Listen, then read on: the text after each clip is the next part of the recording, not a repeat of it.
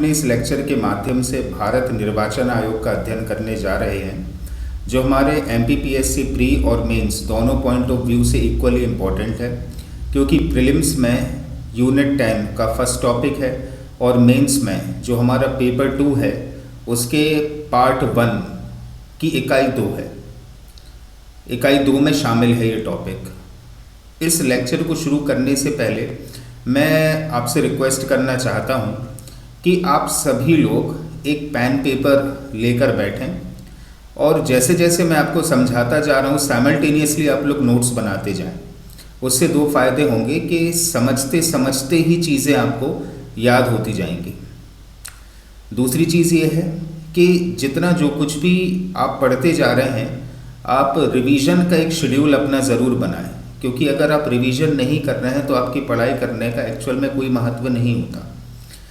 इसीलिए पढ़ने तो सभी लोग कहना चाहिए, लगभग जितने भी लोग कंपटीशन की तैयारी में लगे हुए हैं, लगभग सभी लोग पढ़ाई कर रहे हैं, लेकिन क्वालिफाई एग्ज़ाम वही करेगा जो अपने एक रिवीजन का शेड्यूल बनाए। इसलिए आप सभी लोगों से मेरी रिक्वेस्ट है, दरख्वास्त है कि आप सभी लोग साथ साथ में पढ़ते जाएं और पढ़ने के साथ साथ अपना रिवीजन करते जाएं। चलिए हम शुरू करते हैं अपने लेक्चर से। एक और चीज़ मैं आपको यहाँ बताना चाहूँगा कि ये जो पूरा लेक्चर है भारत निर्वाचन आयोग का, ये हम 3 पार्ट्स में पढ़ेंगे। इसका जो शुरुआत के 2 पार्ट्स होंगे वो रहेगी निर्वाचन आयोग की थ्योरी, और इसका जो 3rd पार्ट रहेगा वो रहेंगे ऑब्जेक्टिव क्वेश्चंस के। और ऑब्जेक्टिव क्वेश्चंस के लेक्चर देखने में मज़ा आपको तभी आएगा जब आपने पहले 2 पार्ट्स को अच्छे से कवर अप किया हो। चलिए ठीक है, शुरू करते हैं हम अपने लेक्चर से। चलिए, लेक्चर है हमारा भारत निर्वाचन आयोग। ठीक है, एमपीपीएससी प्री और मेंस दोनों पॉइंट ऑफ व्यू से इक्वली इम्पॉर्टेंट है, जैसा कि मैं अभी आपको बता चुका हूँ। इलेक्शन कमीशन ऑफ इंडिया जो कि एमपीपीएससी प्री यूनिट 10 है और MPPSC mains paper 2 part A की यूनिट 2 है। ठीक है, यही चीज़ है। इतने ही लेवल पर यदि आपने पढ़ ली तो प्री और मेंस दोनों में आपका काम हो जाना है। चलिए, सबसे पहले हम इसको देखते हैं थोड़े संक्षेप में, फिर हम इसको डिटेल में पढ़ेंगे। तो भारत निर्वाचन आयोग की स्थापना कब हुई? तो ये हुई है 25 जनवरी वर्ष 1950 को, संविधान के अनुच्छेद 324 के तहत एक स्वतंत्र संवैधानिक निकाय के रूप में। तो याद रखिएगा, अनुच्छेद 324 के तहत ये स्थापित हुआ है। कब स्थापित हुआ है? तो ये स्थापित हुआ है 25 जनवरी वर्ष 1950 को। उद्देश्य क्या है? तो संविधान में वर्णित राजनीतिक न्याय की स्थापना करना। संविधान में जो चुनाव आदि के बारे में उल्लेख है उसके आधार पर राजनीतिक न्याय की स्थापना करना उद्देश्य है किसका? निर्वाचन आयोग का। अब सदस्य कितने होते हैं? तो वर्तमान में इसमें 3 सदस्य हुए। एक है मुख्य निर्वाचन आयुक्त और 2 होते हैं अन्य निर्वाचन आयुक्त। एक मुख्य निर्वाचन आयुक्त और 2 अन्य निर्वाचन आयुक्त। अब नियुक्ति किसके द्वारा होती है?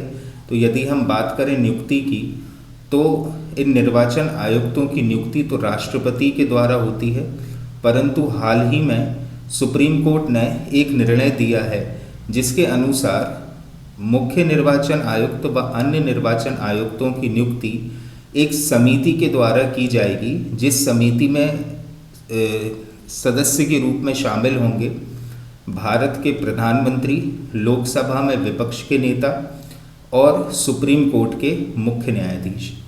ठीक है, और इसके संबंध में जल्द से जल्द कानून बनाने के लिए सुप्रीम कोर्ट ने कहा है किससे? भारत की संसद से। ठीक है, मतलब सरकार से कहा है कि इसके संबंध में जल्द से जल्द कानून बनाया जाए, और जब तक कोई ठोस कानून या पुख्ता कानून नहीं आ जाता तब तक इन निर्वाचन आयुक्तों की नियुक्ति एक समिति के द्वारा की जाएगी, जिसमें शामिल होंगे भारत के प्रधानमंत्री, लोकसभा में विपक्ष के नेता और सुप्रीम कोर्ट के मुख्य न्यायाधीश। अब कार्यकाल कितना होता है? तो चाहे मुख्य निर्वाचन आयुक्त हो या अन्य निर्वाचन आयुक्त हो, इनका कार्यकाल 6 वर्ष या 65 वर्ष की आयु जो भी पहले हो तब तक का होता है। कब से कब तक का? 6 वर्ष या 65 वर्ष की आयु जो भी पहले हो तब तक का इनका कार्यकाल होता है। अब पदच्युत। पदच्युति का मतलब होता है पद से हटाया जाना। अब मुख्य निर्वाचन आयुक्त व अन्य निर्वाचन आयुक्तों को पद से कैसे हटाते हैं? तो सिद्ध कदाचार व दुर्व्यवहार के आधार पर राष्ट्रपति के द्वारा इन्हें उसी रीति से हटाया जाता है जिस रीति से सुप्रीम कोर्ट के न्यायाधीशों को हटाया जाएगा। अर्थात सुप्रीम कोर्ट के न्यायाधीशों को हटाने की जो प्रक्रिया है, जो पद्धति है, उसी पद्धति से इन्हें हटाया जाएगा। विशेष रूप से किसे? मुख्य निर्वाचन आयुक्त को। ठीक है, तो साबित कदाचार या असमर्थता के आधार पर ही हटाया जाता है किसे? मुख्य निर्वाचन आयुक्त को। जबकि हम बात करें यदि अन्य निर्वाचन आयुक्तों को हटाने की, तो अन्य निर्वाचन आयुक्तों को हटाया जाता है मुख्य निर्वाचन आयुक्त की सिफारिश पर राष्ट्रपति के द्वारा। अब कार्य क्या क्या होते हैं किसके? भारत के निर्वाचन आयोग के। तो विभिन्न कार्य होते हैं, जैसे निर्वाचन क्षेत्रों का परिसीमन करना। परिसीमन का अर्थ होता है कि किस निर्वाचन क्षेत्र का एक्सटेंशन कितने बड़े एरिया में है, उस चीज़ को हम बोलते हैं क्या? परिसीमन। दूसरी चीज़ है निर्वाचन नामावली तैयार करना। इसका मतलब होता है किस किस क्षेत्र से कितने कितने वोटर्स हैं। जो वोटर लिस्ट में नाम होता है वही चीज़ कहलाती है निर्वाचक नामावली। तो निर्वाचक नामावली तैयार करना भी कार्य होता है किसका? निर्वाचन आयोग का। उसके बाद राजनीतिक दलों को मान्यता देना। ठीक है, राजनीतिक दलों को चुनाव चिन्ह प्रदान करना, ये तो है मान्यता देना कि हाँ भाई कौन सा गुट जो है एक राजनीतिक दल के रूप में चुनाव लड़ सकता है, उसका चुनाव चिन्ह क्या होगा। ठीक है, चुनाव की तिथियों की घोषणा करना। उसके अलावा निर्वाचन का संचालन व नियंत्रण करना, साथ ही उनका निरीक्षण करना कि निर्वाचन सही तरीके से हो रहा है अथवा नहीं हो रहा। चुनाव के दौरान आचार संहिता को लागू करना, आचार संहिता के नियम आदि बनाना। प्रादेशिक आयुक्तों की नियुक्ति करना, अर्थात चुनाव के टाइम पर चुनाव की देखरेख के लिए प्रादेशिक आयुक्तों की नियुक्ति करना भी कार्य होता है किसका? निर्वाचन आयोग का। इसके अतिरिक्त संसद सदस्यों की अयोग्यता के संबंध में राष्ट्रपति को परामर्श देना। इस चीज़ को भी आप लोग ध्यान से याद रखिएगा कि संसद सदस्य अगर अयोग्य हैं तो राष्ट्रपति उन्हें पद से हटा सकता है। तो कौन से सदस्य को अयोग्य समझा जाएगा, इसके संबंध में राष्ट्रपति को अपना सुझाव देना। इसके अतिरिक्त विधानमंडल के सदस्यों की अयोग्यता के संबंध में राज्यपाल को परामर्श देना। बिल्कुल उसी तरीके से जैसे संसद सदस्यों की अयोग्यता के संबंध में राष्ट्रपति को परामर्श दिया जाता है, तो यहाँ पर विधानमंडल के सदस्यों की अयोग्यता के संबंध में राज्यपाल को परामर्श दिया जाता है। ठीक है, तो ये तमाम सारे कार्य होते हैं किसके? निर्वाचन आयोग के। चलिए, अब इसके अतिरिक्त समय समय पर निर्वाचन से संबंधित बहुत सारे सुधारात्मक कार्य, बहुत सारे सुधारात्मक उपाय समय समय पर किए गए हैं। संविधान में भी निर्वाचन में सुधार के हेतु बहुत सारे संशोधन किए गए हैं। तो समय समय पर केंद्र सरकार ने निर्वाचन में सुधार के लिए बहुत सी समितियां भी बनाई हैं। तो कौन कौन सी समिति कब कब बनी है वो हम यहाँ पर पढ़ते हैं। आगे के लेक्चर में हम पढ़ेंगे कि इन सुधार समितियों की सिफारिशें क्या क्या थीं। तो देखिए, सबसे पहले ये संथानम समिति जो बनी थी वर्ष 1962 में। उसके बाद है तारकुंडे समिति जो बनी थी वर्ष 1974 में। उसके बाद गोस्वामी समिति जो बनी वर्ष 1990 में। वीरप्पा मोइली की समिति 2007 में। सेशन समिति 1992 में। रेड्डी समिति 2011 में। शकधर समिति वर्ष 1981 में। इंद्रजीत समिति वर्ष 1998 में और वर्मा समिति वर्ष 2013 में। अब इन समितियों की क्या क्या सिफारिशें थी वो हम आगे देखते हैं। अब निर्वाचन से संबंधित सबसे पहले अपन कुछ अनुच्छेद पढ़ लें। याद रखिएगा, संविधान का भाग 15 और अनुच्छेद 324 से लेकर 329 ए तक का संबंध है निर्वाचन आयोग से या निर्वाचन से। अब एक एक अनुच्छेद को हम जल्दी जल्दी देख लेते हैं। अनुच्छेद 324 क्या कहता है?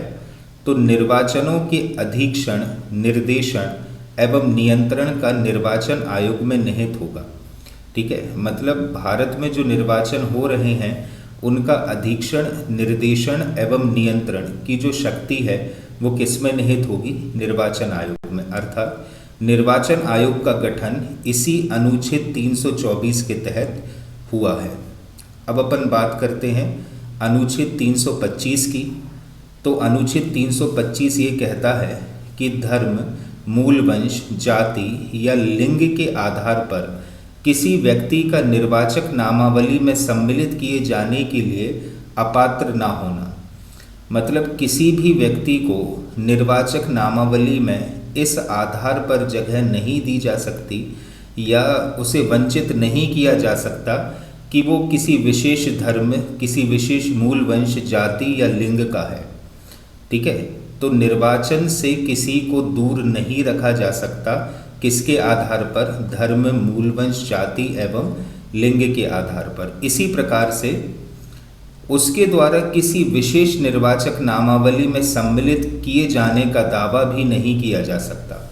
अर्थात कोई भी व्यक्ति किसी विशेष धर्म, मूलवंश, जाति या लिंग के आधार पर किसी विशेष स्थान की निर्वाचक नामावली में शामिल होने के लिए दावा भी नहीं कर सकता। अब अपन बात करते हैं अनुच्छेद 326 की। तो लोकसभा और राज्यों की विधानसभाओं के लिए निर्वाचनों का वयस्क मताधिकार के आधार पर होना। ये चीज़ आप लोग याद रखिएगा कि लोकसभा के चुनाव और राज्यों की विधानसभाओं के जो चुनाव हैं वो किसके आधार पर होंगे? यूनिवर्सल एडल्ट फ्रेंचाइज अर्थात वयस्क मताधिकार के आधार पर होंगे।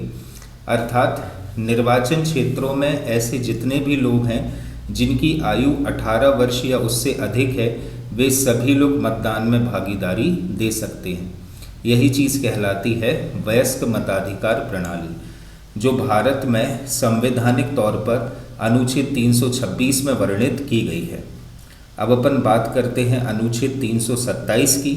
तो विधानमंडल के लिए निर्वाचनों के संबंध में उपबंध करने की संसद की शक्ति। किसके लिए? विधानमंडल के लिए। विधानमंडल जो कि राज्यों में उपस्थित होते हैं, अर्थात विधान सभाएं और विधान परिषदें।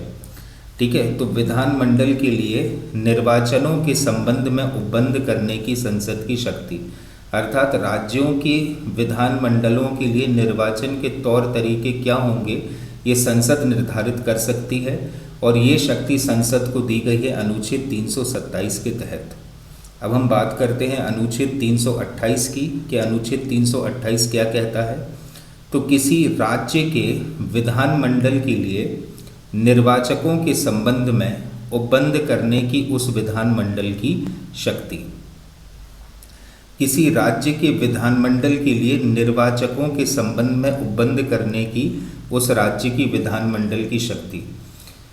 बिल्कुल जैसे अनुच्छेद 327 संसद को शक्ति दे रहा है विधानमंडलों के लिए निर्वाचन के संबंध में नियम बनाने के लिए, बिल्कुल उसी प्रकार से राज्य के विधानमंडल अपने लिए भी नियम बनाने की शक्ति या अपने लिए भी नियम बना सकते हैं। ये शक्ति उन्हें अनुच्छेद 328 के तहत दी गई है। अब अपन देखते हैं अनुच्छेद 329 के लिए। तो निर्वाचक संबंधी मामले में न्यायालय के हस्तक्षेप का वर्जन, अर्थात निर्वाचन के संबंध में न्यायालय हस्तक्षेप नहीं करेगा और इसीलिए सुप्रीम पावर्स किसके पास आ जाती है? निर्वाचन आयोग के पास। और अनुच्छेद 329 ए क्या कहता है? तो प्रधानमंत्री और लोकसभा अध्यक्ष के मामले में संसद के लिए निर्वाचनों के बारे में विशेष उपबंध करता है। किसके लिए? प्रधानमंत्री और लोकसभा अध्यक्ष के मामले में संसद के लिए निर्वाचनों के बारे में विशेष उपबंध करता है। ठीक है, सिर्फ किसके लिए? प्रधानमंत्री और लोकसभा अध्यक्ष के मामले में। अब हम निर्वाचन आयोग को विस्तार से समझते हैं। भारतीय संविधान निर्माता लोकतंत्र के लिए विशेष निर्वाचन की महती अनिवार्यता से भली भांति परिचित थे। मतलब हमारे जो संविधान निर्माता थे उन्होंने ही लोकतंत्र को कहना चाहिए राज्य का शासन का ढांचा माना है, और लोकतंत्र में एक अहम भूमिका होती है निर्वाचन की। इसी उद्देश्य को पूरा करने के लिए भारत में निर्वाचन आयोग की स्थापना की गई है। और जस्ट अभी हमने पढ़ा था किस अनुच्छेद के तहत की गई है? अनुच्छेद 324 के तहत। भारतीय संविधान के भाग 15 व अनुच्छेद 324 से अनुच्छेद 329 तक निर्वाचन से संबंधित समस्त व्यवस्थाओं का उल्लेख किया गया है। ये दोनों चीज़ें अपन पढ़ते हुए आए हैं। जस्ट अभी अपन ने डिस्कस किया है अनुच्छेद 324 से लेकर अनुच्छेद 329 तक। अब भारत एक संघात्मक राज्य है। संघात्मक राज्य का मतलब होता है कि बहुत सारे राज्यों ने मिलकर भारत को बनाया है, इसलिए भारत कैसा राज्य है? भारत एक संघात्मक राज्य है, परंतु भारतीय संघ के विभिन्न राज्यों के लिए अलग अलग निर्वाचन आयोग नहीं है। अलग अलग राज्यों के लिए अलग अलग निर्वाचन आयोग नहीं है। संपूर्ण देश की निर्वाचन व्यवस्था एकात्मकता के सूत्र में बंधी हुई है। मतलब पूरा जो भारत है वो एकात्मकता के सूत्र में बंधा हुआ है, और पूरा अधिकार निर्वाचन के संबंध में किसको सौंपा गया है? तो ये सौंपा गया है भारत के निर्वाचन आयोग को। संविधान का अनुच्छेद 324 कहता है कि इस संविधान के अधीन सांसद और प्रत्येक राज्य के विधानमंडल के लिए कराए जाने वाले सभी निर्वाचन तथा राष्ट्रपति उपराष्ट्रपति के पदों के निर्वाचन के लिए निर्वाचन नामावली तैयार कराने और उन सभी निर्वाचनों के संचालन, अधीक्षण, निर्देशन और नियंत्रण एक निर्वाचन आयोग में निहित होंगे। ठीक है, इसीलिए निर्वाचन आयोग अपनी शक्ति किस अनुच्छेद से प्राप्त कर रहा है? तो निर्वाचन आयोग अपनी शक्ति प्राप्त करता है अनुच्छेद 324 से, क्योंकि अनुच्छेद 324 ही कह रहा है कि सांसद और प्रत्येक राज्य के विधानमंडल, मतलब संसद के चुनाव और राज्यों की विधानमंडल अर्थात विधानसभाएं व विधान परिषदों के चुनाव का पूरा ये चुनाव संपन्न कराने का पूरा जो तरीका है, या कहना चाहिए पूरा जो अधीक्षण, निर्देशन व नियंत्रण है, ये सब किसके हाथों में है? तो ये सब चुनाव आयोग के हाथों में है। साथ ही साथ राष्ट्रपति व उपराष्ट्रपति के पदों पर जो निर्वाचन होता है और इनसे संबंधित जो निर्वाचन नामावली तैयार होती है, ये सब तैयार करने का अधिकार किसके पास है? तो ये सब अधिकार है चुनाव आयोग के पास। ठीक है, इसलिए चुनाव आयोग अपनी शक्ति कहाँ से प्राप्त कर रहा है? चुनाव आयोग अनुच्छेद 324 से अपनी शक्ति को प्राप्त कर रहा है। अब अपन बात करते हैं चुनाव आयोग के गठन की, कि चुनाव आयोग का गठन कैसे होता है। तो संवैधानिक व्यवस्था के अनुसार 1950 से वर्ष 1989 तक आयोग एक सदस्यीय था। मतलब जब से आयोग का गठन हुआ है तब से लेकर वर्ष 1989 तक आयोग में सिर्फ एक ही सदस्य हुआ करता था, और वो था मुख्य निर्वाचन आयुक्त। लेकिन 16 अक्टूबर वर्ष 1989 को राष्ट्रपति ने आयोग के काम के भार को कम करने हेतु 2 अन्य निर्वाचन आयुक्तों को नियुक्त किया। ठीक है, फिर 2 अन्य निर्वाचन आयुक्त भी नियुक्त किए गए। कब? 16 अक्टूबर वर्ष 1989 को। फिर 1990 में 2 निर्वाचन आयुक्तों के पद को समाप्त कर दिया गया और वह पुनः एक सदस्यीय हो गया। मतलब निर्वाचन आयोग 1950 से 1989 तक एक सदस्यीय रहा, फिर 16 अक्टूबर 1989 को 2 अन्य निर्वाचन आयुक्तों की नियुक्ति हो गई, तो 3 सदस्यीय हो गया। इसके बाद 1990 में 2 निर्वाचन आयुक्तों के जो पद थे उनको समाप्त कर दिया गया और पुनः जो आयोग है वो 1 सदस्यीय हो गया। इसके बाद अक्टूबर 1993 में पुनः 2 निर्वाचन आयुक्त नियुक्त किए गए। अक्टूबर 1993 से 2 अन्य निर्वाचन आयुक्तों की नियुक्ति हुई और फिर से आयोग कितने सदस्यीय हो गया? आयोग 3 सदस्यीय स्थापित हो गया, या 3 सदस्य जो है आयोग में फिर से स्थापित हो गए। इसके बाद अब तक आयोग कितने सदस्य हैं? 3 सदस्य हैं। तो अक्टूबर 1993 से अब तक आयोग में 3 सदस्य हैं, एक है मुख्य निर्वाचन आयुक्त और 2 हैं अन्य निर्वाचन आयुक्त। अधिसूचना के अनुसार आयोग की कार्य पद्धति के नियमों में संशोधन कर सभी आयुक्तों को समान अधिकार दिए गए हैं। मतलब ऐसा नहीं है कि मुख्य निर्वाचन आयुक्त के अधिकार बहुत ज़्यादा होंगे। 3 आयुक्त हैं और तीनों को एक समान अधिकार दिए गए हैं तथा निर्णय सर्वसम्मति या बहुमत के आधार पर लेने का प्रावधान भी किया गया है और ये लोग जितने भी निर्णय लेंगे वो सभी निर्णय बहुमत के आधार पर ही लिए जाएंगे। अब हम बात करते हैं कि मुख्य निर्वाचन आयुक्त व अन्य निर्वाचन आयुक्तों की नियुक्ति किस प्रकार से की जाती है। तो संविधान के अनुच्छेद 324(2) में कहा गया है कि मुख्य निर्वाचन आयुक्त और अन्य निर्वाचन आयुक्तों की नियुक्ति संसद द्वारा इस हेतु बनाई गई विधि के उपबंधों के अधीन रहते राष्ट्रपति द्वारा की जाएगी। मतलब संसद जो नीति या संसद जो विधि बनाएगी उस विधि के आधार पर इन आयुक्तों की नियुक्ति किसके द्वारा होगी? राष्ट्रपति के द्वारा। लेकिन अभी सुप्रीम कोर्ट ने हाल ही में जो निर्णय दिया है उसके तहत अब एक कॉलेजियम पद्धति के तहत इनकी नियुक्ति की जाएगी, वो मैं आपको आगे बताता हूँ। संविधान में मुख्य निर्वाचन आयुक्त की सिफारिश पर क्षेत्रीय आयुक्तों की नियुक्ति का भी प्रावधान है। ये किसके आधार पर होगा? जो क्षेत्रीय आयुक्त है, मतलब जिन्हें राज्य निर्वाचन आयुक्त कहा जाता है, तो मुख्य निर्वाचन आयुक्त की सिफारिश पर ही क्षेत्रीय आयुक्तों की नियुक्ति का प्रावधान किया गया है। सामान्य निर्वाचन से पूर्व राष्ट्रपति निर्वाचन आयोग से सिफारिश करके क्षेत्रीय आयुक्तों की नियुक्ति करते हैं जो निर्वाचन आयोग के कार्यों में सहायता करते हैं। क्षेत्रीय आयुक्त मतलब ये राज्य के अनुसार क्षेत्रीय आयुक्तों की नियुक्ति होती है और इन क्षेत्रीय आयुक्तों की नियुक्ति आप ध्यान से देखिएगा किसके द्वारा की जा रही है? राष्ट्रपति के द्वारा। और राष्ट्रपति निर्वाचन आयोग से ही परामर्श करता है और फिर क्षेत्रीय आयुक्तों की नियुक्ति करता है। अभी अगर वर्तमान में देखें तो श्री राजीव कुमार हमारे यहाँ के चीफ इलेक्शन कमिश्नर हैं, मुख्य निर्वाचन आयुक्त हैं। श्री अनूप चंद्र पांडे अन्य निर्वाचन आयुक्त हैं और श्री अरुण गोयल भी इलेक्शन कमिश्नर हैं, या कहना चाहिए कि अन्य निर्वाचन आयुक्त में शामिल हैं।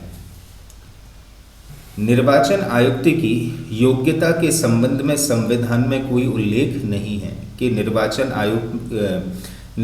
आयुक्त के रूप में जो व्यक्ति चुना जा रहा है उसकी क्या क्वालिफिकेशन होना चाहिए, इसके संबंध में संविधान में कहीं कोई प्रावधान नहीं है।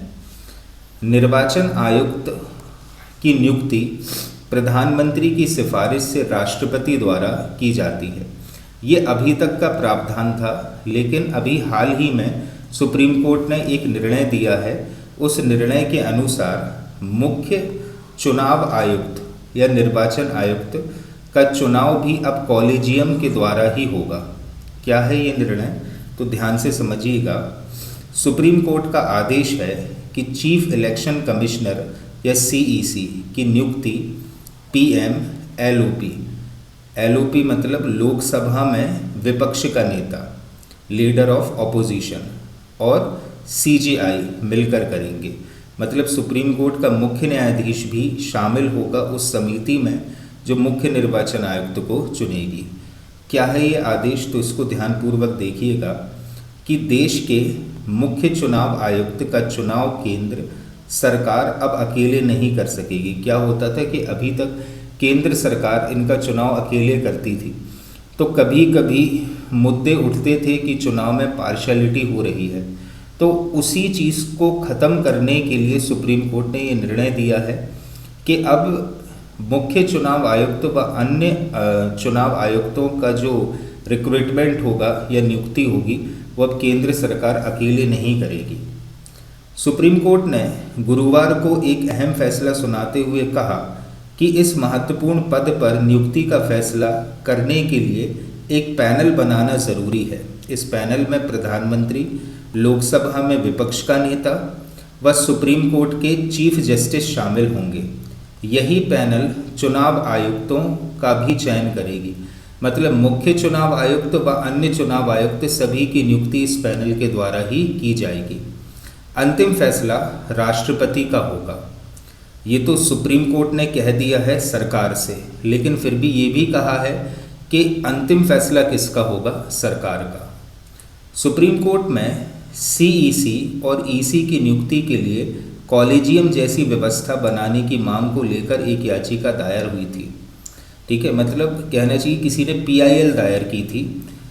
इस पर जस्टिस के.एम. जोसेफ, इसको नोट डाउन कर लेना, कौन है? Justice KM. जोसेफ की अध्यक्षता वाली 5 सदस्यीय संविधान पीठ ने फैसला सुनाया। ठीक है, तो ये याद रखिएगा, ये फैसला किसने सुनाया है?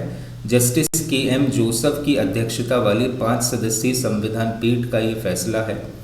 बेंच में justice Ajay Rastogi, justice Aniruddha Bose, justice Hrishikesh Roy व जस्टिस सी.टी. रवि कुमार भी शामिल थे। बेंच ने यह फैसला 5-0 की सर्वसम्मति से सुनाया। 5-0 की सर्वसम्मति का मतलब है कि 5 जजेस थे और पांचों के 5 जजेस कहना चाहिए कि इस फैसले के लिए तैयार थे, कोई भी इसके अगेंस्ट में नहीं गया। साथ ही सरकार से यह भी कहा कि यह नियुक्ति प्रक्रिया तब तक लागू रहेगी जब तक संसद कानून नहीं बना लेती। मतलब जब तक संसद कोई ठोस कानून नहीं बना लेती इसके संबंध में, तब तक ये नियुक्ति प्रक्रिया जो की त्यों लागू रहेगी, या जैसा सुप्रीम कोर्ट कह रहा है उसी प्रकार से नियुक्ति की जाएगी। कोर्ट ने केंद्र से कहा कि वह एक कंसोलिडेटेड फंड से केंद्रीय चुनाव आयोग की फंडिंग और अलग सचिवालय बनाने के लिए भी ज़रूरी कदम उठाए। आ रही बात समझ में? क्योंकि बहुत सारे, या कहना चाहिए कई बार ऐसे प्रश्न उठते हैं कि केंद्र सरकार ही जब मुख्य चुनाव आयुक्त व अन्य चुनाव आयुक्तों की नियुक्ति कर रही है तो किस प्रकार से चुनाव प्रक्रिया निष्पक्ष हो सकती है। इसीलिए सुप्रीम कोर्ट ने ये गाइडलाइंस जारी की हैं। इसको आप लोग ध्यान से पढ़िएगा कि क्यों ये परिस्थिति आन पड़ी कि ऐसा कदम सुप्रीम कोर्ट को उठाना पड़ा मुख्य चुनाव आयुक्त व अन्य चुनाव आयुक्तों की नियुक्ति के संबंध में। ठीक है, एस.वाई. कुरैशी ये हमारे यहाँ के पूर्व मुख्य चुनाव आयुक्त रह चुके हैं। उनका भी मानना है कि सुप्रीम कोर्ट की ये जो गाइडलाइंस है उसके अनुसार सरकार को कदम उठाना चाहिए। अब हम बात करते हैं कि मुख्य चुनाव आयुक्त व अन्य चुनाव आयुक्तों का कार्यकाल कितना कितना होता है। तो मुख्य निर्वाचन आयुक्त का कार्यकाल अधिकतम 6 वर्ष का होता है तथा वह 65 वर्ष की उम्र तक, जो भी पहले हो, मतलब 6 वर्ष या 65 वर्ष की आयु जो भी पहले हो, तब तक अपने पद पर बने रहते हैं। वह किसी भी समय त्यागपत्र दे सकते हैं तथा उन्हें कार्यकाल समाप्त होने से पूर्व भी हटाया जा सकता है। क्लियर? अन्य निर्वाचन आयुक्तों का कार्यकाल भी 6 वर्ष या 65 वर्ष की उम्र जो भी पहले हो तक का होता है। ठीक है, तो दोनों का कार्यकाल जो है 6 वर्ष या 65 वर्ष की आयु जो भी पहले हो उस समय तक का कार्यकाल होता है। अब पदच्युति की बात करें, मतलब पद से कैसे हटाया जाता है। तो मुख्य निर्वाचन आयुक्त को पद से हटाने के लिए वही प्रक्रिया अपनाई जाती है जिसके द्वारा सुप्रीम कोर्ट के न्यायाधीशों को हटाया जाता है। अर्थात जिस प्रक्रिया से सुप्रीम कोर्ट के न्यायाधीश हटाए जाते हैं, महाभियोग की जो प्रक्रिया है, उसी प्रक्रिया से मुख्य निर्वाचन आयुक्त को उनके पद से हटाया जाएगा। महाभियोग द्वारा ही मुख्य निर्वाचन आयुक्त को पद से हटाया जा सकता है। महाभियोग प्रस्ताव संसद के दोनों सदनों के सदस्यों के स्पष्ट बहुमत एवं दोनों सदनों में उपस्थित और मतदान करने वाले सदस्यों के 2/3 सदस्य संख्या की अनुमोदन से पारित होना आवश्यक होता है। मतलब विशेष बहुमत से इस प्रस्ताव का पारित होना आवश्यक होता है। मुख्य निर्वाचन आयुक्त के अतिरिक्त अन्य निर्वाचन आयुक्त एवं क्षेत्रीय आयुक्तों को मुख्य निर्वाचन आयुक्त की सिफारिश पर ही राष्ट्रपति द्वारा उनके पद से हटाया जा सकता है। ठीक है, तो मुख्य निर्वाचन आयुक्त को उसी प्रक्रिया से हटाया जाएगा जिस प्रक्रिया से सुप्रीम कोर्ट के न्यायाधीशों को हटाया जाता है, जबकि अन्य निर्वाचन आयुक्त व क्षेत्रीय निर्वाचन आयुक्तों को हटाने की प्रक्रिया ऐसी है कि मुख्य निर्वाचन आयुक्त की सिफारिश पर इन्हें इनके पद से हटाया जाएगा। चुनाव आयुक्त का वेतन और सम्मान भारत के मुख्य न्यायाधीश के समान ही होता है। ठीक है, तो जो रैंकिंग होती है ना सुप्रीम कोर्ट के न्यायाधीशों की, उसी के समान रैंकिंग होती है किसकी? निर्वाचन आयुक्तों की। निर्वाचन आयोग के अन्य कर्मचारियों की व्यवस्था। अब ये प्रश्न आपके दिमाग में भी आ रहा होगा कि 3 लोग पूरे भारत में इलेक्शन तो नहीं करा सकते, साथ ही साथ राष्ट्रपति उपराष्ट्रपति का चुनाव भी 3 लोग मिलकर तो नहीं करा सकते। तो समय समय पर राष्ट्रपति व राज्यपालों के द्वारा इन्हें श्रम बल उपलब्ध कराया जाता है, सदस्य उपलब्ध कराए जाते हैं चुनाव के टाइम पर, जो इनके कार्यों को संचालित करते हैं। जैसे संविधान के अनुच्छेद 324(6) में कहा गया है कि जब निर्वाचन आयोग ऐसा अनुरोध करे तब राष्ट्रपति या संबंधित राज्य का राज्यपाल निर्वाचन आयोग या प्रादेशिक आयुक्त को ऐसे कर्मचारी उपलब्ध कराएगा जो निर्वाचन आयोग को सौंपे गए कार्यों के लिए आवश्यक है। ठीक है, तो निर्वाचन आयोग की रिक्वेस्ट करने पर, अनुरोध करने पर राष्ट्रपति एवं राज्यपाल इन्हें समय समय पर कर्मचारी उपलब्ध कराते हैं। प्रत्येक राज्य के लिए एक मुख्य निर्वाचन अधिकारी, उप मुख्य निर्वाचन अधिकारी, सहायक मुख्य निर्वाचन अधिकारी तथा निर्वाचन के समय मतदान केंद्र पर पीठासीन अधिकारी तथा उसकी सहायता के लिए मतदान अधिकारी के अतिरिक्त अन्य छोटे कर्मचारी की भी नियुक्तियां की जाती हैं। ये सामान्यतः वे कर्मचारी होते हैं जो अलग अलग विभागों के हैं और चुनाव के टाइम पर इन्हें निर्वाचन आयुक्तों को सौंप दिया जाता है। ठीक है, तो इस प्रकार से निर्वाचन आयोग में कर्मचारियों की व्यवस्था की जाती है। अब हम बात करते हैं कि निर्वाचन आयोग के कार्य क्या क्या होते हैं। जैसा कि अभी मैंने बताया था निर्वाचन आयोग के विभिन्न कार्य, अब उन्हीं कार्यों को हम विस्तार से पढ़ते हैं। संविधान के अनुसार संसद तथा राज्य विधान मंडलों के लिए कराए जाने वाले सभी निर्वाचनों के लिए तथा राष्ट्रपति और उपराष्ट्रपति के पदों के लिए निर्वाचक नामावली तैयार कराने तथा उन सभी निर्वाचनों के संचालन का अधीक्षण, निर्देशन व नियंत्रण करना निर्वाचन आयोग का ही कर्तव्य है। ये तो पहला कार्य है, और इस कार्य को संपन्न करने के लिए बहुत सारे अतिरिक्त कार्य होते हैं जो निर्वाचन आयोग करता है। वे कार्य कौन कौन से हैं? तो सबसे पहला कार्य है निर्वाचन क्षेत्रों का परिसीमन करना। जैसा कि अभी मैंने आपको बताया था कि परिसीमन होता क्या है, कौन सा क्षेत्र किस निर्वाचन क्षेत्र के अधीन आएगा, ये निर्धारित करना ही होता है परिसीमन। तो सन 1952 में भारतीय संसद द्वारा परिसीमन आयोग अधिनियम वर्ष 1952 पारित किया गया था, जिसके अधीन यह प्रावधान किया गया कि प्रत्येक 10 वर्षों के बाद निर्वाचन क्षेत्रों का परिसीमन किया जाएगा। इस कार्य को करने के लिए परिसीमन आयोग का गठन किया जाता है। परिसीमन आयोग की अध्यक्षता सुप्रीम कोर्ट अर्थात उच्चतम न्यायालय के एक अवकाश प्राप्त न्यायाधीश द्वारा की जाती है। आयोग के अन्य सदस्यों की नियुक्ति राष्ट्रपति द्वारा की जाती है। तो जब भी ये परिसीमन होता है तो परिसीमन आयोग तो अलग है, लेकिन परिसीमन में अहम भूमिका निभाता है कौन?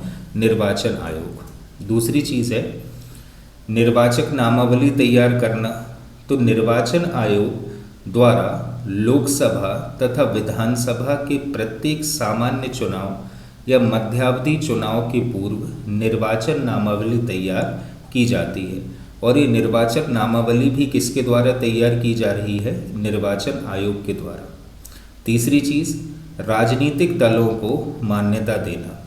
तो निर्वाचन आयोग विभिन्न राजनीतिक दलों को मान्यता प्रदान करता है।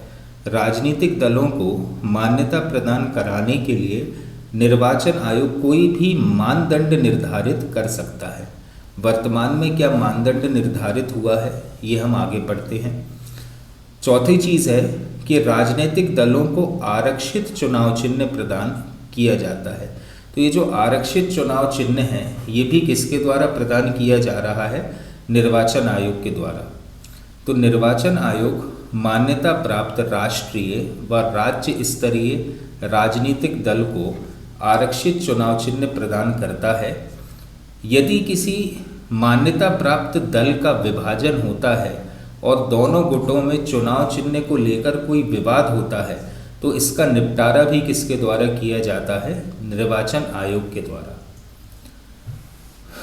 अब हम बात करते हैं पांचवें कार्य की। तो पांचवा कार्य है निर्वाचन का संचालन करना, अर्थात राष्ट्रपति, उपराष्ट्रपति, संसद तथा राज्य विधानमंडल के निर्वाचन का संचालन निर्वाचन आयोग ही करता है। छठवां पॉइंट है चुनाव रद्द करना, अर्थात निर्वाचन आयोग चुनाव में धांधली होने की स्थिति में चुनाव को रद्द कर सकता है। किसी चुनाव क्षेत्र के कुछ मतदान केंद्रों के मतों को निरस्त कर पुनः मतदान की आज्ञा दे सकता है। सीधी सी बात है, अगर चुनाव में धांधली हुई है तो पूरे चुनाव को निरस्त करके या चुनाव को रद्द कर सकता है कौन? चुनाव आयोग। ठीक है। साथ ही साथ उपचुनाव कराना भी कार्य होता है किसका? निर्वाचन आयोग का ही। जब कभी संसद या विधानमंडल का स्थान रिक्त होता है, भगवान ना करे कोई सांसद या विधायक खत्म हो जाए या फिर वह अपने पद से इस्तीफा दे दे, तो वो सीट वेकेंट हो जाती है, खाली हो जाती है, तो उसके स्थान पर चुनाव कराता है कौन? निर्वाचन आयोग। तो निर्वाचन आयोग ही उस स्थान को भरने के लिए उपचुनाव करवाता है। आठवां पॉइंट है उम्मीदवार को अयोग्य ठहराना। यदि चुनाव के पश्चात चुनाव में कोई उम्मीदवार निर्वाचन आयोग द्वारा नियत अवधि के अंदर अपने चुनाव से संबंधित व्यय का विवरण नहीं दे पाता या विवरण नहीं दे पाता कि उसने चुनाव में कितना पैसा खर्चा किया है, तो निर्वाचन आयोग उसे अयोग्य घोषित कर सकता है। ये भी एक कार्य है किसका? निर्वाचन आयोग का। साथ ही साथ राष्ट्रपति या राज्यपालों को सलाह देना। तो निर्वाचन आयोग संसद सदस्यों की अयोग्यता के प्रश्न और राष्ट्रपति तथा राज्य विधानमंडल के सदस्यों की अयोग्यता के प्रश्न पर संबंधित राज्य के राज्यपाल को परामर्श भी देता है। ये तमाम सारी चीज़ें अभी हम पढ़ते हुए आ रहे हैं। इन सब के अतिरिक्त कुछ अन्य कार्य भी होते हैं, जैसे राजनीतिक दलों के लिए आचार संहिता तैयार करना, राजनीतिक दलों को आकाशवाणी में सुविधा प्रदान करवाना, उम्मीदवारों को चुनाव के व्यय निश्चित करना कि आप कितना पैसा खर्च करोगे चुनाव के दौरान, चुनाव याचिकाओं के संदर्भ में सरकार को परामर्श देना आदि।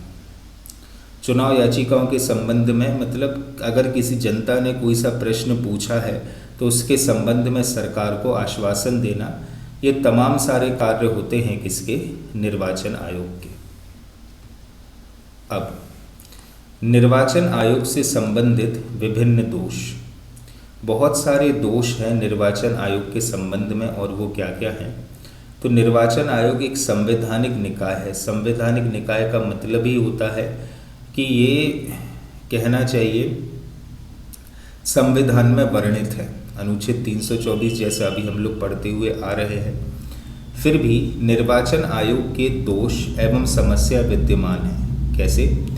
तो निर्वाचन में अत्यधिक व्यय। जैसा कि हम सब जानते हैं कि चुनाव के दौरान उम्मीदवार बहुत पैसा खर्च करते हैं, ठीक है। हालांकि उतने जितना पैसा कहना चाहिए निर्वाचन आयोग ने निर्धारित किया है, उससे कई अधिक पैसा व्यय कर दिया जाता है। वर्तमान चुनावों में निर्वाचन आयोग द्वारा खर्चों की सीमा का निर्धारण कर दिया गया है, लेकिन राजनीतिक दल विभिन्न स्रोतों से एक निर्वाचन फंड तैयार करते हैं, जिनकी एकत्रित राशि आरबीआई के फंड से भी अधिक होती है। दूसरा, लोकतांत्रिक राष्ट्रों में निर्वाचन 5 वर्ष के बाद ही होते हैं, लेकिन भारत में गठबंधन के दौरान निर्वाचन 5 वर्ष के पूर्व भी किए जा रहे हैं।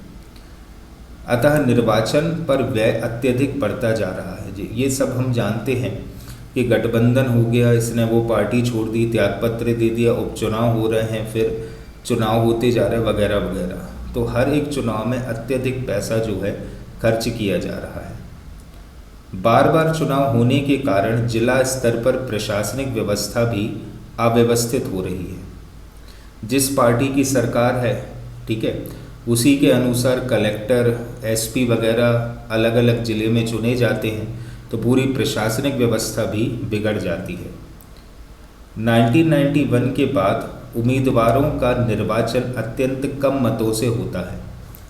साथ ही पराजित उम्मीदवार पुनर्मतदान के लिए विजयी घोषित किए जा रहे हैं, जो कि निर्वाचन प्रणाली में अनियमितता एवं भ्रष्टाचार को दर्शाता है। जैसा कि हमको एमपी में भी देखने को मिला कुछ समय पहले। निर्वाचन को सफलतापूर्वक संपन्न कराने हेतु समस्त राज्य सरकारें एक ही निर्वाचन आयुक्त पर निर्भर हैं। पूरे भारत के लिए एक ही निर्वाचन आयुक्त है, ठीक है। तो ये तमाम सारे दोष हैं जो वर्तमान निर्वाचन व्यवस्था पर भारी पड़ रहे हैं। इसके अतिरिक्त भारतीय चुनाव प्रणाली की कुछ कमज़ोरियां भी हैं, और वो कमज़ोरियां क्या क्या हैं? तो निम्न मतदान प्रतिशत के साथ विधायिका में ईमानदार और वास्तविक प्रतिनिधित्व का अभाव। बहुत सारे लोग वोट देने ही नहीं जाते हैं। साथ ही साथ जितने भी लोग विधायिका में शामिल हैं, इनमें ईमानदारी और वास्तविक प्रतिनिधित्व का अभाव है। अब आप लोग जानते ही होंगे कि जब चुनाव का टाइम होता है, तब विधायक, सांसद के उम्मीदवार आपके घर तक आ जाते हैं, ठीक है। वो चुनाव के बाद भी दिखाई नहीं देंगे। दूसरी चीज़ है राजनीतिक दलों एवं राजनीतिज्ञों पर उठता विश्वास। जनता का विश्वास उठ चुका है, इसीलिए जनता जो है मेजॉरिटी वोट देने नहीं जाते हैं, लेकिन मेरा ये मानना है कि आपको जाना चाहिए। तीसरी चीज़ है राजनीति का अपराधीकरण तथा अपराधियों का राजनीतिकरण। जितने लोग राजनीति में शामिल हैं वे आपराधिक बैकग्राउंड के हैं मेजॉरिटी, या नहीं भी हैं तो वे आपराधिक बैकग्राउंड के हो जाते हैं। ऐसा क्यों है? तो बहुत सारे रीजंस है इसके पीछे। सर्वाधिक खर्चीली चुनाव प्रणाली, अर्थात ये जो चुनाव प्रणाली है ये अत्यधिक खर्चीली है। नेक्स्ट है कि राजनीतिक दलों को दिए जाने वाले चंदे में अपारदर्शिता, कहाँ से पैसा आया है, कितना पैसा आया है, ठीक है, ये चीज़ें हम नहीं बता सकते। और कौन कौन से सोर्सेज हैं पैसों के, तो इसमें काफ़ी दिक्कतें हैं, ठीक है। नेक्स्ट चीज़ है मतदाता सूचियों में बड़े पैमाने पर हेरा फेरी। नेक्स्ट, सभी उम्मीदवारों को नकारने का मुद्दा। नोटा जो है, नोटा आ जाने से, नोटा का मतलब ही क्या है कि हमें जितने भी उम्मीदवार हैं उनमें से एक भी उम्मीदवार पसंद नहीं है। सर्वोच्च न्यायालय की पहल पर भारत निर्वाचन आयोग ने अक्टूबर-दिसंबर वर्ष 2013 में संपन्न मध्य प्रदेश, राजस्थान, छत्तीसगढ़, दिल्ली, मिजोरम के चुनाव में उपयुक्त में से कोई नहीं, या नन ऑफ द अबव, अर्थात नोटा का विकल्प इलेक्ट्रॉनिक वोटिंग मशीन में दिया है। तो इससे जो कहना चाहिए मतदाता हैं उन्हें अगर एक भी उम्मीदवार पसंद नहीं है तो वे नोटा पर बटन दबा सकते हैं। निर्वाचित प्रतिनिधियों को वापस बुलाने का अधिकार अर्थात राइट टू रिकॉल, ये सब चीज़ें मैं आगे आपको एक्सप्लेन करूँगा कैसे शुरुआत हुई और क्या है ये चीज़ें। नेक्स्ट है कि गैर गंभीर सांसदों व विधायकों की बढ़ती हुई संख्या, मतलब चुन तो लिए जाते हैं लेकिन पैसों के दम पर। तो ये तमाम सारी कमज़ोरियां हैं जो आज का कहना चाहिए मतदाता फेस कर रहा है, या भारत की राजनीति का ये सिनारियो है। अब हम बात करते हैं निर्वाचन आयोग से संबंधित विभिन्न समितियों की। तो सबसे पहले हमारे सामने है तारकुंडे समिति। तारकुंडे समिति कैसे गठित हुई और इसकी क्या क्या सिफारिशें हैं, तो आइए समझते हैं। सन 1974 में प्रजातंत्र में नागरिकों की ओर से जयप्रकाश नारायण ने वीएम तारकुंडे की अध्यक्षता में एक समिति बनाई जिसे जेपी समिति भी कहा जाता है, क्योंकि जयप्रकाश नारायण के द्वारा गठित की गई थी इसलिए कहलाई क्या जेपी समिति। इसका प्रमुख कार्य निर्वाचन व्यवस्था में सुधार हेतु सुझाव देना है। तो निर्वाचन आयोग 3 सदस्यीय होना चाहिए, ये सुझाव था किसका, तारकुंडे समिति का। किस वर्ष गठित हुई, 1974 में। इसके बाद मतदाता की न्यूनतम आयु 18 वर्ष की जाना चाहिए, जो उस समय हुआ करती थी 21 वर्ष। तीसरा है एक अधिकतम निर्वाचन क्षेत्र विशेष के लिए मतदाता परिसर होना चाहिए, मतलब परिसीमन के बारे में भी इन्होंने बताया था। चौथा, निर्वाचन आयुक्तों की नियुक्ति के लिए राष्ट्रपति को सलाह देने के लिए प्रधानमंत्री, मुख्य न्यायाधीश, विरोधी दल के नेता की एक कमेटी बनाई जानी चाहिए। ठीक है, काय के लिए, निर्वाचन आयुक्तों की नियुक्ति के लिए राष्ट्रपति को सलाह देने के लिए। तो ये समिति अब जाकर गठित की है, या कहना चाहिए हमने जो डिसीजन के बारे में पढ़ा है सुप्रीम कोर्ट के, वो कहीं ना कहीं रिलेटेड है किससे, तारकुंडे समिति की सिफारिशों से। साथ ही दूरदर्शन तथा आकाशवाणी के स्वामित्व निगम के अधीन होना चाहिए, मतलब कहना चाहिए कि टीवी पर और रेडियो पर जो ऐड हो रही है या ऐड आ रही है चुनाव पार्टियों की, या कहना चाहिए कि पॉलिटिकल पार्टीज़ की, वो सब किसके अधीन होना चाहिए, निर्वाचन आयोग के। कि आपके पास इतना पैसा आ कहाँ से रहा है कि आप इतने लंबे लंबे समय तक ऐड चला रहे हो टीवी पर। ठीक है, तो वो सिफारिशें थी किसकी, तारकुंडे समिति की। इसी प्रकार से एक और समिति है गोस्वामी समिति। तो 1990 में पूर्व विधि मंत्री दिनेश गोस्वामी की अध्यक्षता में ये समिति बनाई गई थी। ठीक है, ये विधि मंत्री रहे हमारे यहाँ के दिनेश गोस्वामी, इनकी अध्यक्षता में ये समिति बनी थी। समिति का गठन निर्वाचन संबंधी समस्याओं का अध्ययन करने तथा सुझाव देने हेतु किया गया था। गोस्वामी समिति की सुझाव थे कि निर्वाचन में हथियारों का प्रयोग करने, चुनाव संबंधी सभी अनियमितताओं को रोकने के लिए समिति ने सुझाव दिया कि ऐसी स्थिति में निर्वाचन आयोग तुरंत पुनर्मतदान या चुनाव स्थगित करने का आदेश दे दे। अगर निर्वाचन में हथियारों का प्रयोग हुआ है या चुनाव में कोई भी अनियमितता है तो तुरंत उस क्षेत्र का चुनाव स्थगित कर दिया जाए। दूसरा है, वर्तमान चुनाव प्रणाली के स्थान पर निर्वाचन आयोग को समिति ने सुझाव दिया कि आनुपातिक प्रतिनिधित्व प्रणाली या सूची प्रणाली अपनाई जाए, बिल्कुल वैसी ही प्रणाली जैसे राष्ट्रपति के चुनाव में अपनाई जाती है। तीसरा है कि समिति ने दल बदल कानून 1990 में सुधार के सुझाव दिए कि यदि कोई व्यक्ति राजनीतिक दल को बगैर किसी दबाव के अपनी इच्छा से छोड़ता है तो यह अधिनियम उस पर लागू नहीं किया जाना चाहिए। ठीक है, अभी ये सारी चीज़ें मैं डिटेल में आपको नेक्स्ट पार्ट में बताता हूँ कि दल बदल कानून क्या है और गोस्वामी समिति ने इसके संबंध में सिफारिश क्यों दी थी।